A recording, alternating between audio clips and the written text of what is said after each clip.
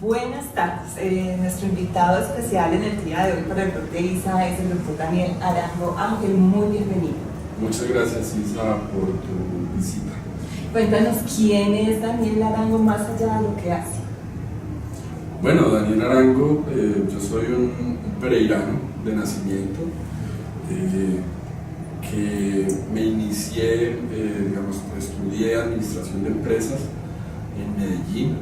Luego estuve haciendo una especialización en comercio exterior en Francia, en la Universidad Sud-École de Montpellier. De allí estuve un tiempo estudiando inglés en Londres. Luego regresé a Pereira, hice una especialización en administración, una maestría, un MBA, y empecé a trabajar en una empresa de confección en ese entonces en Pereira que se llamaba C.I. Nicol. Luego trabajé un tiempo como empresario, fui emprendedor, pasé después por cosas de la vida a trabajar en la Cámara de Comercio de Pereira como director de competitividad, y de allí me ofrecieron venir a Bogotá a trabajar con el gobierno del presidente Juan Manuel Santos en el año 2010, y ya llevo desde el año 2010 trabajando en el gobierno. Y si te he pedido que nos vayamos un poco más atrás, para llegar a la universidad pasaste por un colegio. ¿Cuál fue tu colegio? ¿Quiénes son esos amigos que quedan desde la infancia, que siguen contigo? Bueno, yo me inicié en el Liceo Francés de Pereira. Finalicé también mis estudios en el Colegio La Salle de Pereira. Tengo muchísimos amigos del colegio, de la infancia. Algunos viven en el exterior, otros viven en Colombia, y mantengo contacto, muchos dedicados a otras cosas diferentes a las que yo hago, muy diferentes. Por decir algo, mi mejor amigo del colegio hoy es un artista, es pintor, vive en París. ¿Qué es quién? Se llama Julián Pineda. Él viajó hace muchos años a París, se dedica a ser pintor allá, y tengo amigos en todos los campos. Tengo otros que trabajan en el mundo empresarial con grandes compañías, otros que son emprendedores, y muy pocos realmente que se dedican a lo que yo me dedico, que es trabajar con el gobierno. ¿Quiénes podrías decir que son las personas que más te han influido en la vida? Bueno, tengo muchísimas. De mi ámbito cercano, mi familia. Siempre he seguido el ejemplo de mi casa, de mis padres. Ellos son unas personas sencillas, que viven todavía en Pereira. Mi padre es médico pediatra. Mi madre es ama de casa. ¿Cómo se llaman? Mi papá se llama Hernán Arango, es médico pediatra en Pereira, todavía ejerce. Y mi mamá se llama Marta Isabel Ángel. Tengo dos hermanas, una de ellas trabaja para un banco muy reconocido del país, es casada con un francés, tiene dos hijos, dos sobrinos míos muy bellos, uno de 2 años y otra niña de 6 años. Tengo una hermanita más pequeña que vive en este momento en Montpellier, haciendo su carrera universitaria allí. Y bueno, he seguido, en gran parte de mi ámbito cercano, he seguido mucho el ejemplo de ellos, de ser personas, muy tranquilas, muy buenas, con muy buenas, intenciones sociales. Son personas realmente que tratan de servir a la comunidad y a su círculo cercano. Pero un vínculo muy fuerte con Francia. ¿Por qué se da? O sea, el liceo francés, estudias en Francia, tu hermana casada con francés. Sí. Bueno, básicamente el vínculo lo dio el colegio. Cuando mi hermana mayor y yo estábamos en edad de entrar a estudiar al colegio, se estaba conformando precisamente el Liceo Francés de Pereira, y mis padres decidieron que esa era una buena educación para nosotros, y entramos a estudiar allí. Luego en la universidad, y mi hermana pequeña también entró a estudiar allá unos años después, pero digamos que ese vínculo nos lo dio el colegio. Yo terminé mis estudios y me fui a estudiar a Medellín, a la Universidad de AFIT, y en algún momento un profesor me dijo que si quería hacer los últimos semestres en Francia, que había una posibilidad de intercambio con una universidad francesa en Montpellier, y yo dije que sí, y me fui para Francia, y entonces viví unos 2 años en Francia. Luego mi hermana mayor, también cuando se graduó de la universidad acá en Colombia, decidió hacer una maestría en Francia. Allá conoció a su marido, se vinieron luego a vivir a Colombia, y pues digamos que ese lazo que mi hermana mayor y yo construimos con Francia, luego le sirvió a mi hermana menor para tomar la decisión de ir a hacer su carrera en Francia. Entonces digamos que hemos estado amarrados un poco a la cultura francesa, más por lo que nos trajo el colegio que por cualquier otra razón. Magnífico. ¿Cómo decides tu vocación? ¿Por qué no seguiste los pasos de tu padre? ¿Cómo llegas a la administración? Yo respeto mucho la profesión de mi padre, que lo admiro enormemente. Mi padre, más que un médico, es un servidor de la sociedad. Es una persona con una vocación social muy alta, y siempre lo admiré, pero yo siempre estuve como más inclinado hacia el mundo de los negocios, y por eso decidí estudiar administración de empresas. Trabajé en el sector privado, en una empresa privada, y luego fui emprendedor. Entonces estuve un poco más amarrado a todo lo que tenía que ver con el entorno empresarial. Y desde el lado público, cuando entré a trabajar en el sector público, siempre he estado vinculado con temas que tienen que ver con el mundo empresarial. ¿Y cómo fue esa experiencia de emprendimiento? ¿Cómo se da? ¿En qué área Bueno, yo estaba en ese entonces, trabajaba para esta empresa de confección que se llama Sei Nicole, con una persona además que admiro muchísimo, que es un gran emprendedor en Pereira, que es el señor Rafael Villegas, quien fue el fundador de Sei Nicole. En ese entonces esa compañía llegó a tener más de 5.000 trabajadores, era la empresa que más generaba empleo en el departamento de Risaralda.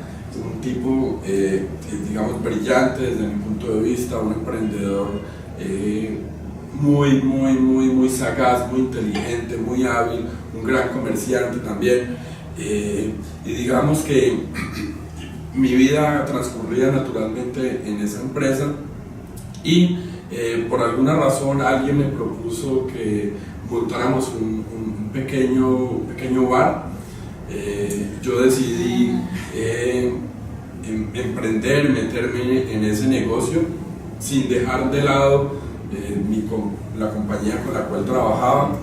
Ese negocio creció, se volvió popular, se volvió bueno, era digamos un buen negocio. Ajá. Y entonces con los socios con los que había emprendido, pues decidimos seguir ampliando unas nuevas sucursales, y de esa forma, digamos, creamos otros 2 negocios más muy similares. Uno dedicado más que todo a los temas de restaurantes, y otro sí continuando con la línea de los bares. Sin embargo, digamos que llegó el momento de la vida, digamos, en que maduras y digamos, ya no se te hace tan atractivo, digamos, ese tipo de negocios. Entonces pensé ya en dejar a un lado eso y dedicarme a algo un poquito más serio, que me diera, digamos, un perfilamiento diferente, y fue cuando me llamaron a trabajar en la Cámara de Comercio de Pereira. Entonces, digamos, mi paso por el emprendimiento fue así, fue más casual, pero lo recuerdo con mucho agrado, porque me enseñó muchísimas cosas de lo que significa ser emprendedor en Colombia, de lo difícil que muchas veces, en muchos casos es hacer emprendimiento, y me ayudó mucho a madurar y a darme cuenta que no todo era tan fácil como yo creía. Y tomar la decisión de venir a ejercer la función pública, ¿eso cómo se dio? Bueno, yo trabajaba como director de competitividad en la Cámara de Comercio de Pereira, y entonces de ahí recibo una llamada del entonces viceministro de Desarrollo Empresarial, recién nombrado por el presidente Santos, una persona a la que conocía, que había visto mi trabajo en la Cámara, que me llama y me dice: mire, estoy buscando un gerente de formalización empresarial para el ministerio, ¿usted le gustaría? Yo le dije: ¿por qué no? Mandé mi hoja de vida y a los días me llamaron que el ministro me quería entrevistar. Me reuní con el ministro y el ministro simplemente me dijo: véngase a trabajar ya con nosotros. Y arranqué una carrera donde he pasado por varios cargos dentro del ministerio. Empecé primero como gerente de formalización, luego fui director de MIPYMES, que es el área encargada de los temas de formalización y de otros temas más, y después pasé a ser director de productividad y competitividad de este ministerio, cargo en el que estoy actualmente. Hablemos un poco de las pymes en Colombia, cómo han evolucionado, cómo ha sido ese desarrollo, porque en un principio estaban condenadas a desaparecer a los 3 años de haberse constituido. ¿O cómo es su realidad? Bueno, cualquier negocio en cualquier país, uno de lo primero que tiene que saber es que no todos los negocios funcionan, no todos los emprendimientos tienen una duración, digamos, que es la que espera el emprendedor.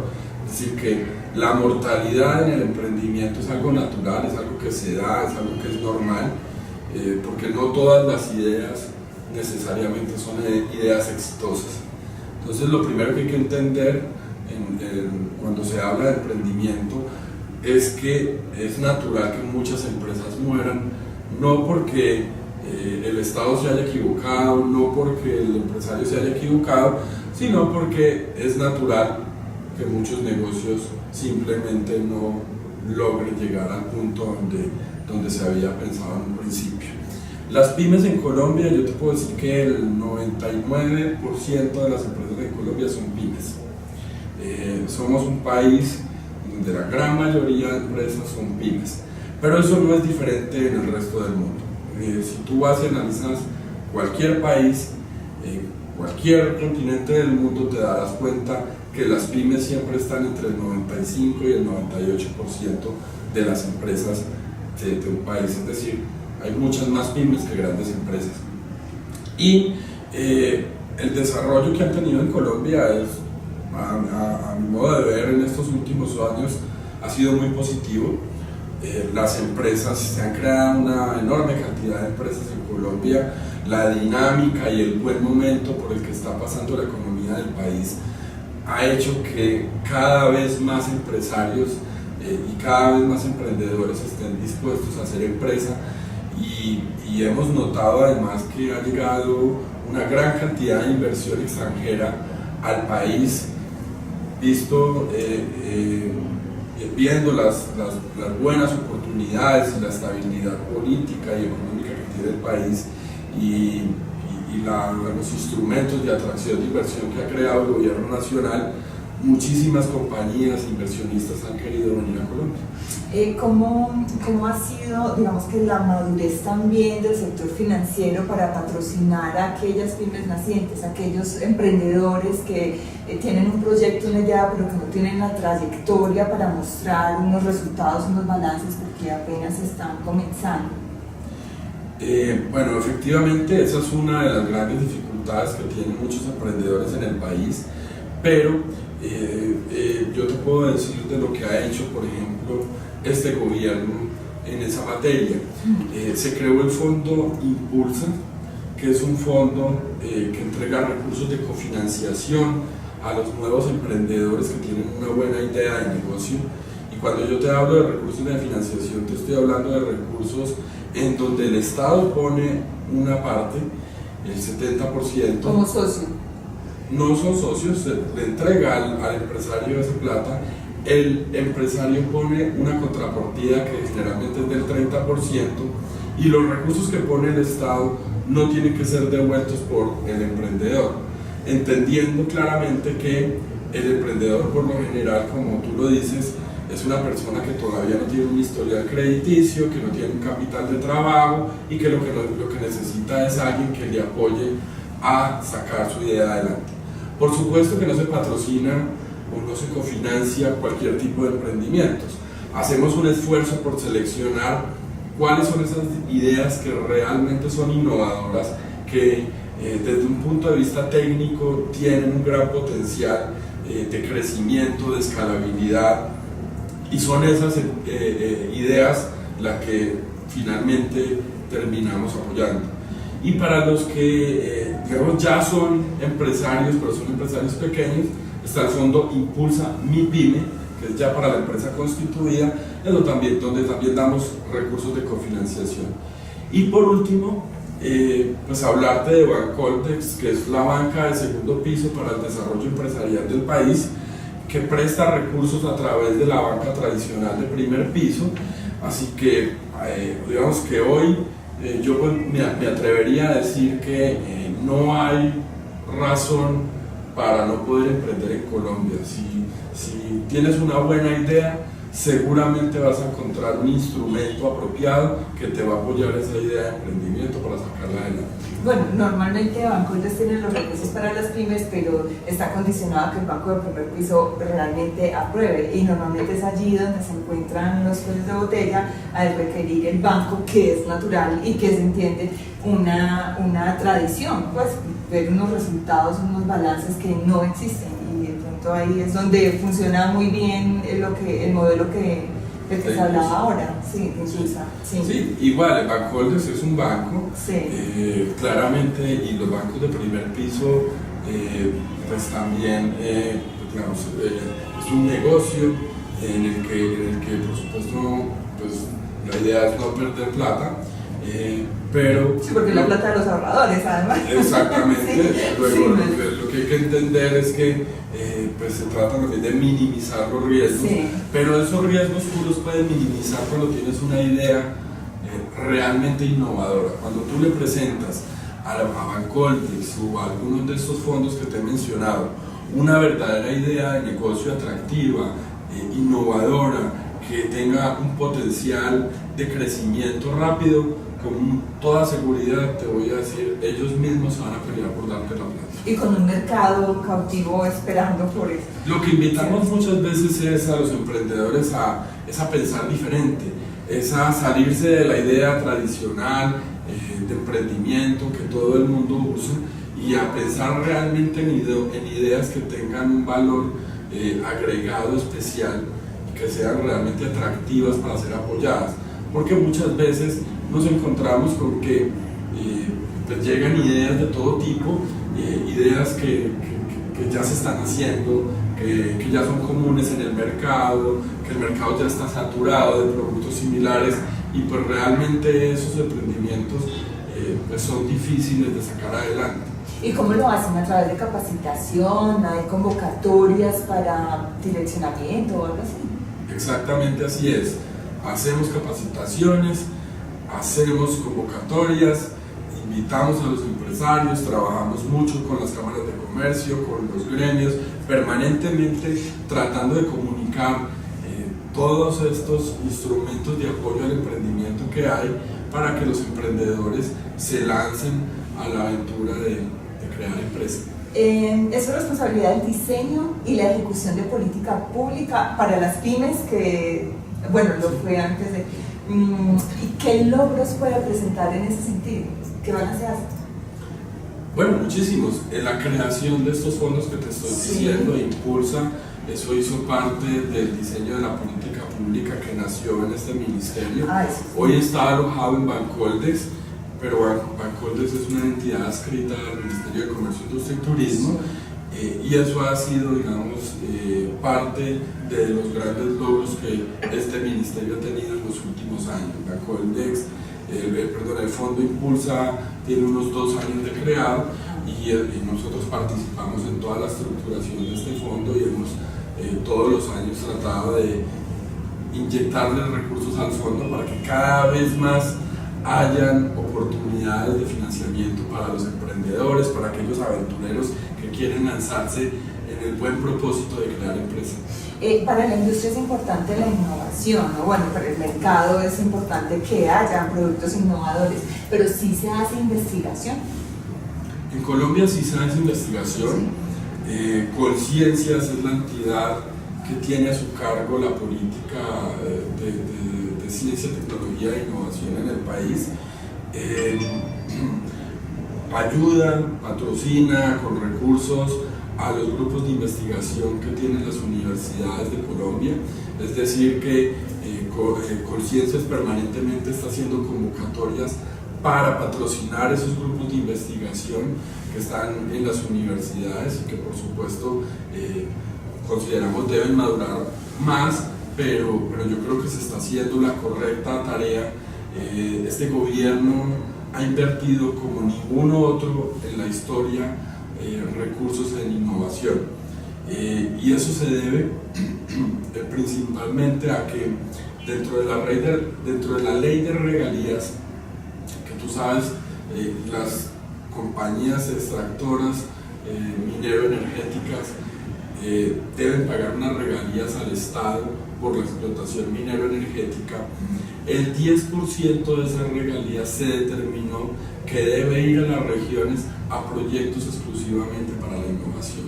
Entonces eso ayudaba a dinamizar proyectos de innovación en todo el país, y eso le va a permitir a Colombia dar un gran salto en materia de innovación. Y hacen ese puente entre la universidad pública, que me imagino que es entonces la pública, o tendrán también vínculos con la universidad privada, y la empresa para que se beneficie de ese trabajo.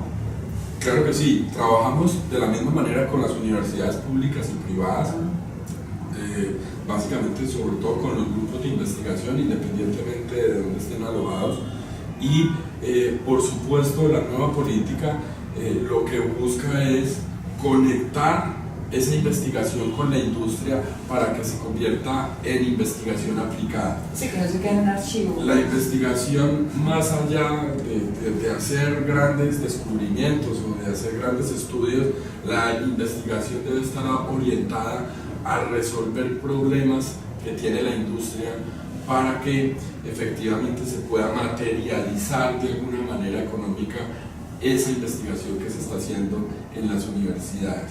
Y yo creo que ese es el gran reto que tiene Colombia, ya se viene haciendo, pero nosotros tenemos que profundizar muchísimo más en ese ejercicio de conectar la industria con las universidades. Yo sigo una cuenta que es @DanielArango y cada vez que leo se me ocurrió formularle esta pregunta: ¿cuál es la fórmula de la competitividad? ¿Existe una mágica? Pues no hay una única, pero... La fórmula de la competitividad, pues yo no tengo una fórmula que defina la competitividad, pero te puedo dar elementos de la competitividad o de elementos que apuntan a mejorar la competitividad de un país. Básicamente, trabajar en el mejoramiento de la productividad de las compañías, es decir, que las compañías sean capaces de hacer más con los mismos recursos que tienen, volvernos muchísimo más productivos dentro de nuestras propias compañías, nos genera competitividad. Pero además de eso, también hay que trabajar en todo lo que tiene que ver con la competitividad país, y me refiero a tener una buena infraestructura, tener unos costos de energía baratos, tener una buena operación en los puertos, tener vías de conexión, carreteras, precios de la gasolina adecuados.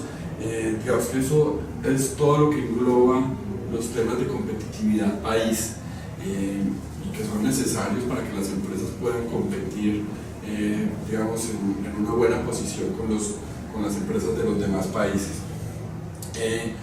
Otro aspecto fundamental de la competitividad es tener acceso a los mercados internacionales, y en eso sí que se ha hecho una muy buena gestión en el gobierno del presidente Santos, y es que digamos que Colombia estaba un poco retrasada en la agenda comercial en materia de firma de tratados de libre comercio, y en los 4 años de gobierno que acaban de pasar,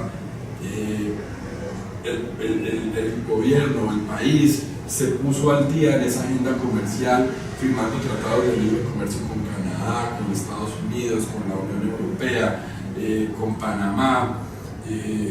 Se firmaron 10 tratados de libre comercio, hay unos 3 o 4 que están también próximos a ser negociados y firmados, y eso es importantísimo porque de nada nos sirve tener todo un aparato productivo en el país si no tenemos el canal para llegar a esos mercados, y el canal lo dan los tratados de libre comercio. Bueno, por conversaciones que he podido tener con empresarios de diversos sectores, pues hay también preocupaciones muy grandes y críticas, como que son demasiados tratados como para los que el país está en condiciones de realmente atender, por problemas de infraestructura, lo que comentaba ahora, problemas en los puertos que son claros y conocidos por todos, por los costos de producción nuestros versus a lo que se importa, por el contrabando, los problemas de contrabando, en fin. Entonces, ¿cómo atender todos estos que afectan al empresario y a la industria nuestra?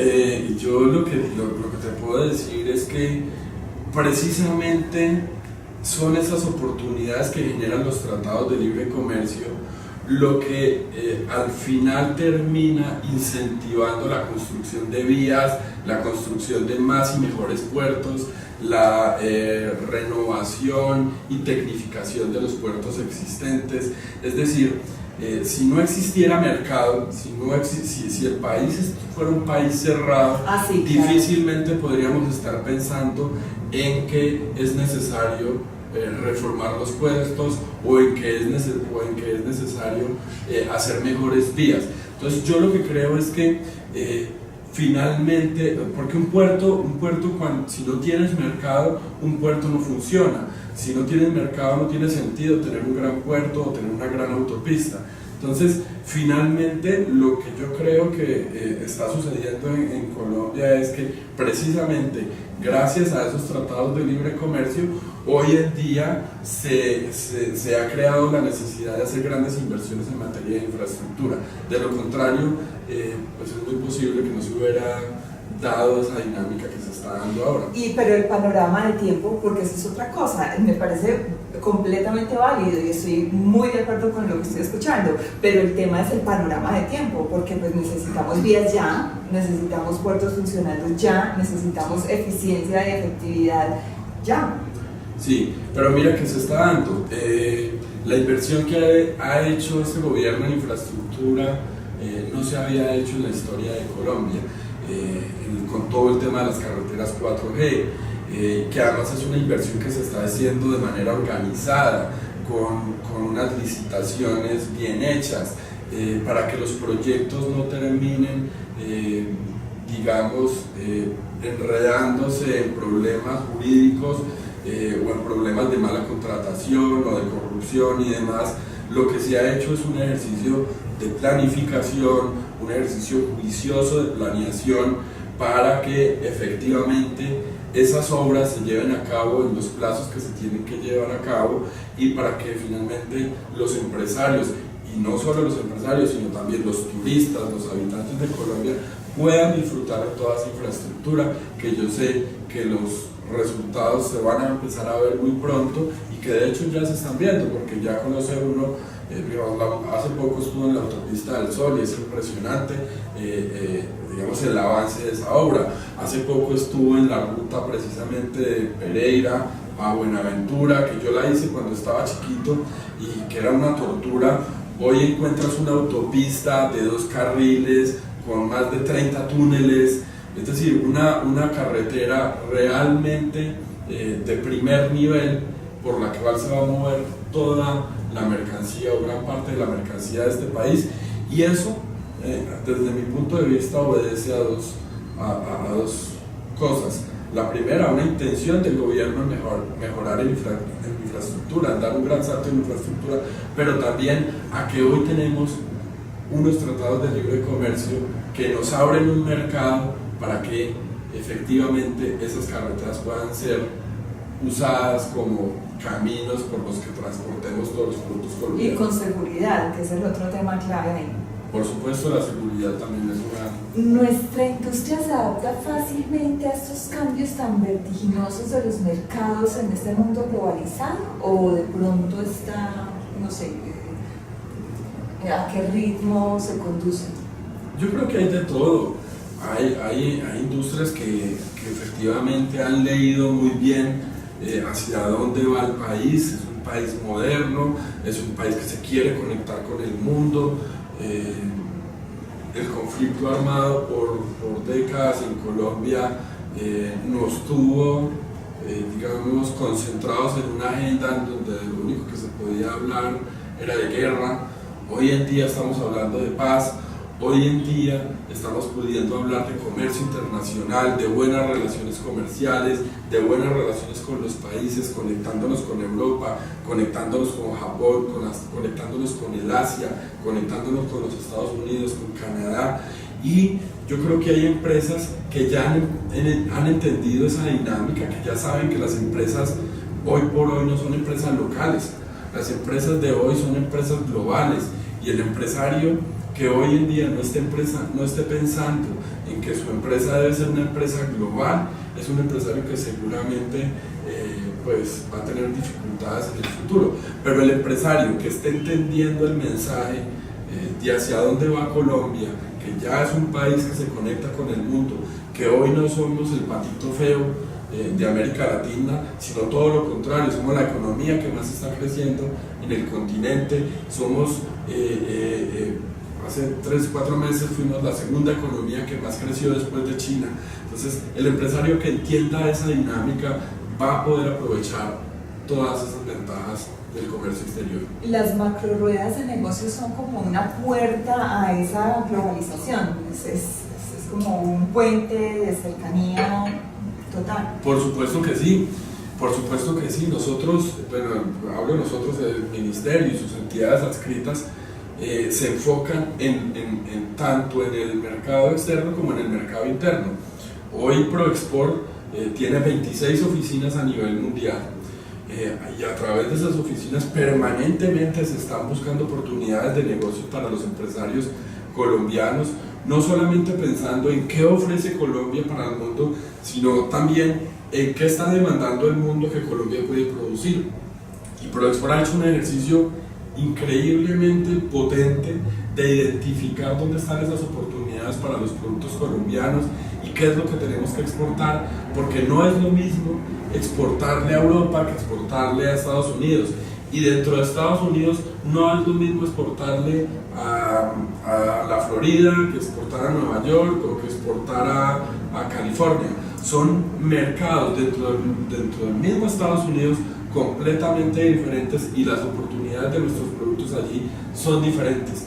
Entonces, Macroruedas permanentemente están haciendo esas oficinas por todo el mundo, pero también nos hemos concentrado en el mercado interno, y con una entidad aliada que tiene el ministerio que se llama ProPaís, hemos creado el programa Compre Colombiano, que básicamente fue creado para dinamizar la economía interna nacional, es decir, buscar que las pymes, el mercado natural de una pyme es el lugar en donde está ubicada, ¿sí? Por lo general su capacidad de hacer comercialización de producto está ligada al territorio en donde está ubicada la pyme. Pero entonces lo que hace este programa es hacer ruedas y macroruedas en todo el territorio nacional, buscando que las pymes de un territorio con el de otro hagan negocios entre sí, y que hoy una pyme que esté ubicada en Barranquilla pueda hacer perfectamente negocios con empresas que están ubicadas en Nariño, en el eje cafetero, en Bogotá, en otras regiones apartadas del país, conectando de esa manera a esas empresas, lo cual es muy favorable para la economía nacional porque se dinamiza también la economía interna del país. Hay una campaña que vende al país con el lema Colombia es pasión, que sigue vigente. Ya no es Colombia es pasión, ya se llama Marca Colombia. ¿Sí? La marca, digamos, de Colombia es pasión se utilizó en un periodo en donde, digamos, el mensaje, yo no sé mucho de publicidad y de estos temas, pero entiendo, se utilizó en un momento en donde el mensaje que se quería transmitir era ese, y ya hoy en día se ha evolucionado a la marca Colombia, que es la que tú ves, la del aseo, sí. Que digamos da como una visión un poco más de empresarial, más digamos, de negocios, de industria, que es lo que hoy quiere proyectar el país al mundo, que somos un país capaz de hacer negocios con el mundo, porque producimos productos de buena calidad, porque tenemos un aparato productivo, un tejido empresarial muy potente, que es capaz de exportar, que es capaz de conectarse y que es capaz finalmente de salir a conquistar esos mercados. ¿Y qué viene para Daniel Arango en adelante? Bueno, yo estoy aquí en el Ministerio de Comercio, Industria y Turismo hasta que digamos, así me lo permitan. Por ahora estoy muy contento haciendo lo que estoy haciendo.